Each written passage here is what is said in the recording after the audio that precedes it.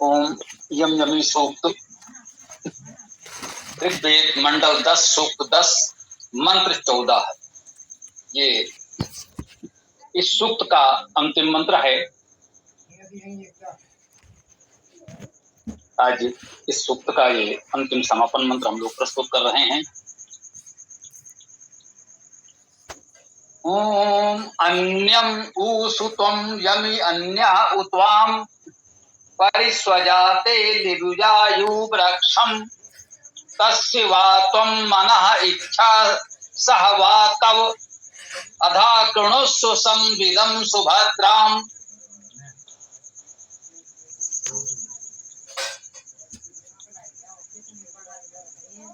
इस मंत्र में ऋषि यम वैवस्वत, देवता यमी वैवस्वती, छंद त्रिष्टुप स्वर भैवत अभिपात। आइए इस मंत्र को समझने का प्रयास करते हैं।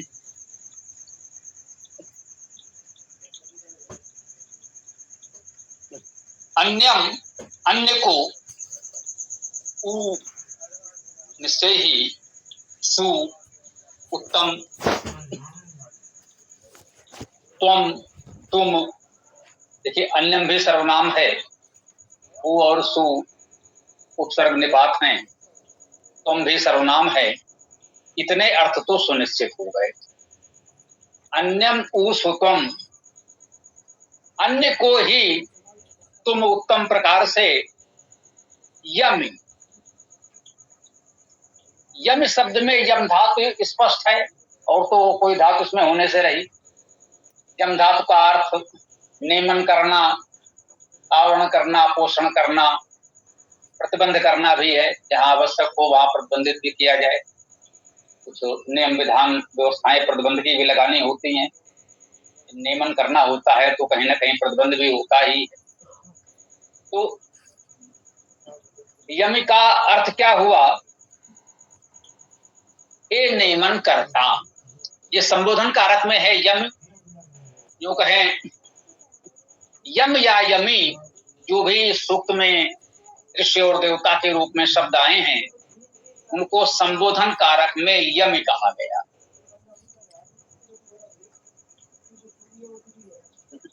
यम हे नियमन करता, नियम व्यवस्था बनाने वाले, संबोधन किया जा रहा है।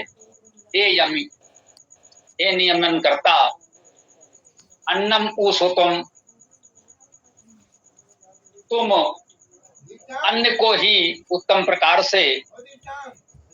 अन्य उ त्वाम, अन्य अन्य, उ निश्चय ही, त्वाम अर्थात तुमको। देखिए इसमें शाब्दिक अर्थ अभी तक तो बहुत सरल हैं। एक दो शब्द ही ऐसे इसमें हैं जिनमें थोड़ा सा ध्यान देना होगा। सामान्यतः शब्द बहुत सामान्य से सर्वनाम आदि हैं जो सरलता से समझ में आ जाएंगे। अन्यम ऊसुतम, तुम उत्तम प्रकार से अन्य को। अन्य वो त्वाम, और अन्य निश्चय ही तुमको संबोधन किया गया है। यम हे नियमन करता, परिस्वजाते लिरुजायुवृक्षम। ये पद पिछले मंत्र में भी आया था। परिस्वजाते लिरुजायुवृक्षम, ये मंत्र का चतुर्थ चरण, अंतिम चरण यथावत है। जो पिछले मंत्र 13वें मंत्र में था वही 14वें मंत्र में भी। 13वें मंत्र में मंत्र के अंत में आया था, चतुर्थ चरण था, अंतिम चरण था। इसमें ये 14वें मंत्र के द्वितीय चरण के रूप में आया है। परिस्वजाते लिरुजायुवृक्षम, परि उपसर्ग है, परिता सुरता सब ओर से। स्वजाते, सु उपसर्ग जन उत्पन्न होना।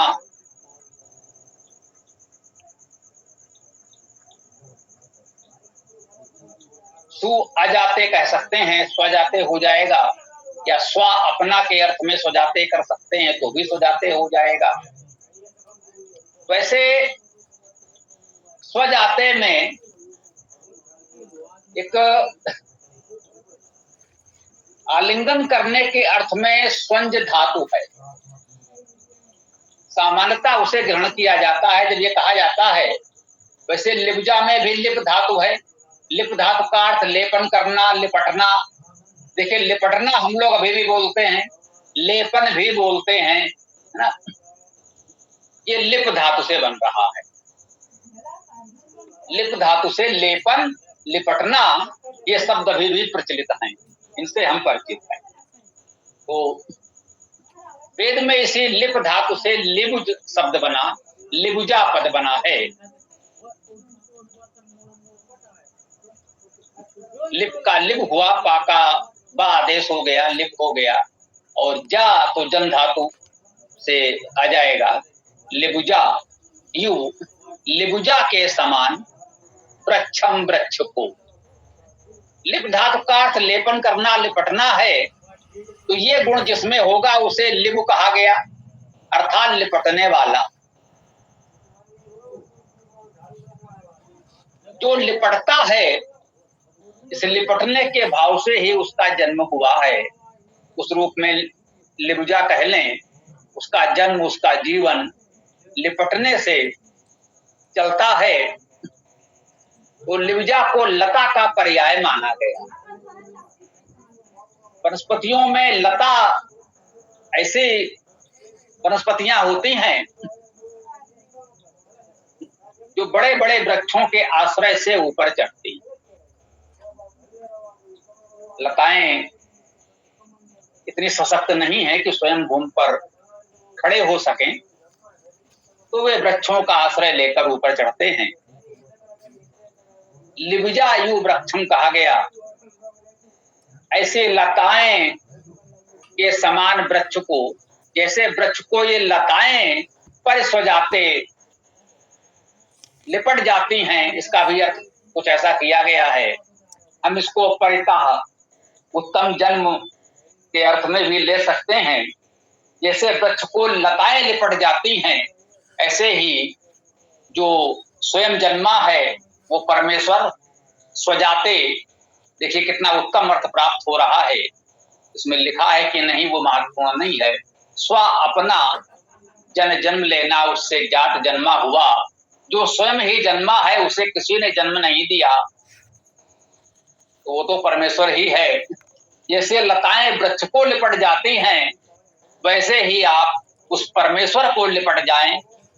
जैसे वृक्ष से लिपट कर वो निर्बल अशक्त लताएं भी शिखर तक, ऊपर तक पहुंच जाती हैं, वैसे ही यदि उस स्वजाते स्वयं जन्मे हुए परमेश्वर से हम लिपट जाएं तो हम भी उन्नति कर सकते हैं, उन्नति के शिखर पर चढ़ सकते हैं।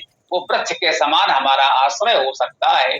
हम लता के समान निर्बल हैं, अपने बल पर हम वृक्ष की तरह भूमि पर स्थिर नहीं हो सकते। अपने बल पर हम शिखर को नहीं छू सकते, बहुत ऊंचे नहीं जा सकते, बहुत सफलता प्राप्त नहीं कर सकते।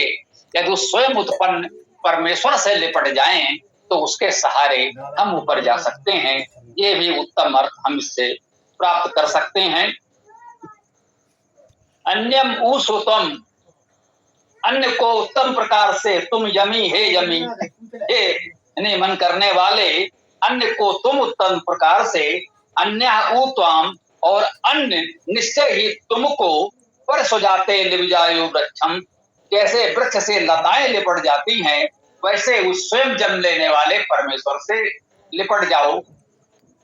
या इस प्रकार से जो परमेश्वर के उपासक हैं, उसके साथ जो लिपटे हुए हैं, उनका ही आश्रय ले लो लौकिक अर्थ में। बोले भाई, परमेश्वर को पाना तो अभी हमारे लिए कैसे संभव होगा? वैसे तो सभी के लिए संभव है, सभी को साधना उपासना करनी है, तभी प्राप्त हो सकता है। प्रारंभ में यदि ये लगता है कि हाँ भाई ये हम तो साधारण लोग हैं, तो उसका लौकिक अर्थ ये लीजिए, जो उस परमेश्वर के उपासक हैं, जो उससे लिपटे हुए हैं, जिन्होंने उसे बहुत कुछ ग्रहण कर लिया है, तो यदि हम उन्हें भी ग्रहण कर लें तो उनसे प्राप्त विद्या, उनके दिखाए मार्ग से धीरे धीरे हम भी उस स्थिति को प्राप्त हो जाएंगे। आगे कहते हैं, तस्वा त्वम मना इच्छा सह वा तव, तस्य उसका, वा अथवा, त्वम तुम, मना मन मनन, उसके तुम मन को करना क्या है, तस्वा तुम मना, तुम उसके मन को इच्छा करो, तुम उसके मन को ही इच्छा करो, मन से तुम उसको चाहो, जैसा उसका मन हो उसके अनुसार आचार व्यवहार सेवा करो। परमेश्वर के अर्थ में, आध्यात्मिक अर्थ में, या उसके उपासक साधक लौकिक अर्थ में, आचार्य विद्वान गुरुदेव जन के लिए कह रहे हैं कि तुम उसके मन को चाहो, अपनी मनमानी मत करो। जब किसी से कुछ पाना है, जो विद्वान आचार्य हमारा गुरु मार्गदर्शक है, तो कुछ उसकी सुननी होगी, उसके मन के अनुसार हमें चलना होगा, तभी तो उसका उचित मार्गदर्शन मिल सकेगा, तभी हम उसके मार्गदर्शन विद्या का लाभ उठा सकेंगे। और कहते हैं सह व तौ, ऐसा भी नहीं है कि हम सर्वस्व समर्पण दे दें और वो मनमानी करे, तो फिर वो गुरु नहीं होगा, वो आचार्य विद्वान नहीं होगा। इसलिए कह रहे सह व तौ, और वह तुम्हारा, तुम उसके मन को प्राप्त करो, तुम उसके मन की इच्छा करो, उसके मन के अनुसार चलने की इच्छा करो, और वह तुम्हारे मन के अनुसार चलने की इच्छा करे। भाई आचार्य विद्वान भी तो चाहेगा कि उसकी विद्या लोगों तक पहुंचे, उसे भी सुपात्र उत्तम शिष्य अनुयायी मिले, तो वो तुम्हारे मन को चाहेगा, जैसा तुम्हारा मन स्वभाव विचार जो स्तर है, वह भी प्रयास करता है कि तुम्हारे अपने स्वभाव व्यवहार विचार स्तर के अनुसार उचित तरीके से सद्विद्या दे। विद्या तो वही देगा जो सत्य है, जो उचित है। विद्वान के पास हमें विद्या तो वही मिलेगी जो उचित है, जो सत्य है। उत्तम वेद विद्या ही हमें प्राप्त करनी है, वही उसे देना है।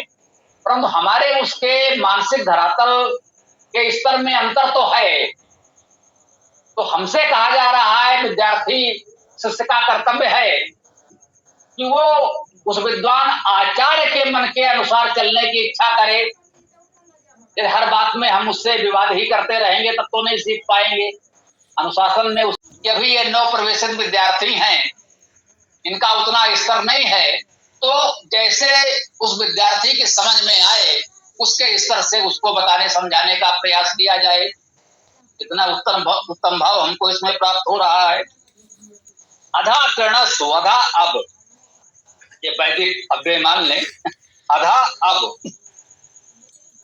जैसे अथ होता है, अथ हम लोगों ने सुना है, वैदिक साहित्य में तो बहुत है, संस्कृत साहित्य में भी उपयोग होता है।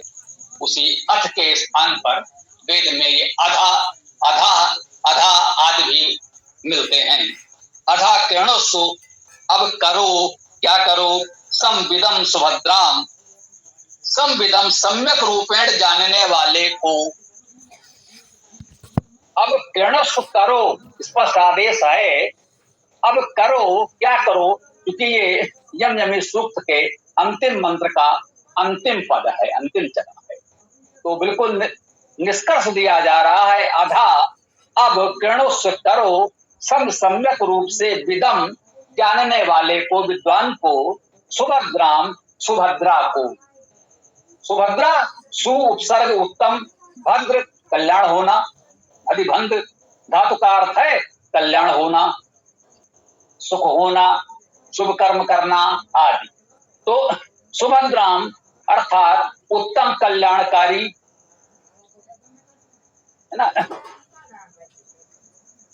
उत्तम सुख, उत्तम शुभ कर्म, उत्तम कल्याणकारी सुभद्रा को, उस विद्वान सुभद्रा को जो उत्तम कल्याणकारी है, उत्तम शुभ कर्म करने वाला है, उत्तम सुख देने वाला है, उस विदम सुभद्राम, उस विद्वान सुभद्रा कल्याणकारी को अधा अब करो, अब सम्यक रूप से वही करो जो वो ऐसा कह रहा है, उसके मार्गदर्शन के अनुसार, उसके निर्देशन के अनुसार करो, तभी हम उत्तम विद्या, सत्य मार्ग को, सद्विद्या को प्राप्त कर सकते हैं। इसके साथ आज यह 14 मंत्रों का बहुप्रसिद्ध यम यमी सूक्त का समापन होता है। हम यहाँ से अपनी मंत्र व्याख्या को विराम देते हैं। आप लोग जो भी प्रश्न विचार आदि हो तो प्रस्तुत कर सकते हैं। ओम खम ब्रह्म।